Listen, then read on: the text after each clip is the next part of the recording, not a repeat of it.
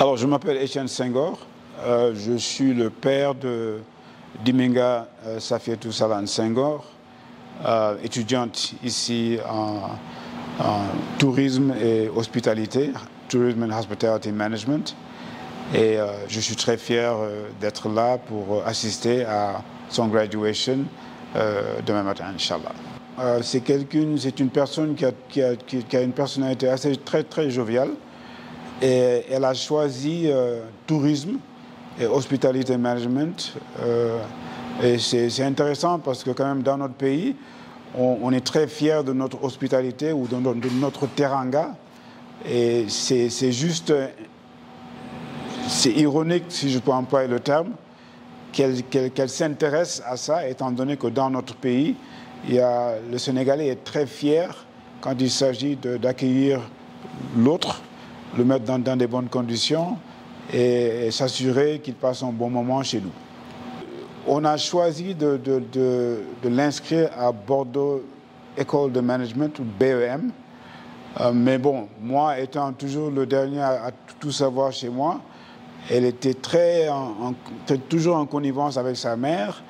Et c'est là que j'ai compris que Bordeaux École de Management, ou BEM, avait également une université dans l'enceinte même du campus qui s'appelle DUNIS, qui se focalise sur des études internationales, je ne sais pas le terme. Et c'est moi c'est comme ça que j'ai connu Fort Hays State.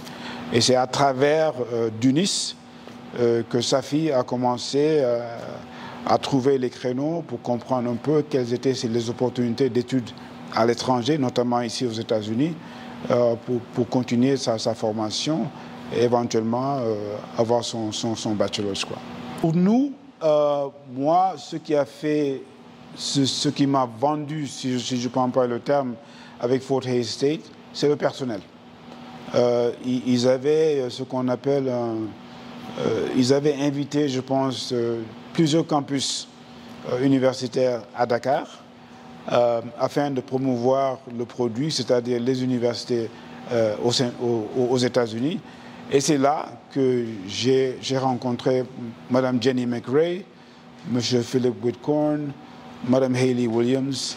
Et c'est à travers leur personnalité, leur bon cœur, si je peux employer le terme, que moi je t'ai vendu. Moi, j'ai trouvé des gens non seulement accueillants mais chaleureux, mais des professionnels qui maîtrisent le travail et qui maîtrisent le contenu de leur travail. Et c'est à travers ces entretiens-là avec eux que je suis rentré à la maison et j'ai dit à ma femme, elle ira à Fort Hays State, et c'est pour ça qu'elle est là. Également, je pense que il faut le dire, hein, c'est le coût. Le coût de Fort Hays State était beaucoup plus abordable pour nous. Les universités américaines coûtent très cher. Mais étant donné que Fort Hays avait aussi cette opportunité de donner une bourse un peu partielle, mais une bourse tout de même, qui nous aidait un peu à alléger un peu les frais. Il n'y avait pas d'hésitation, hein, pour dire vrai. Nous venons d'une petite ville de Thiès, au Sénégal, qui a une petite population. Alors, arrivé à Fort Hays, tu vois que la population est à peu près 20 000 ici, je pense.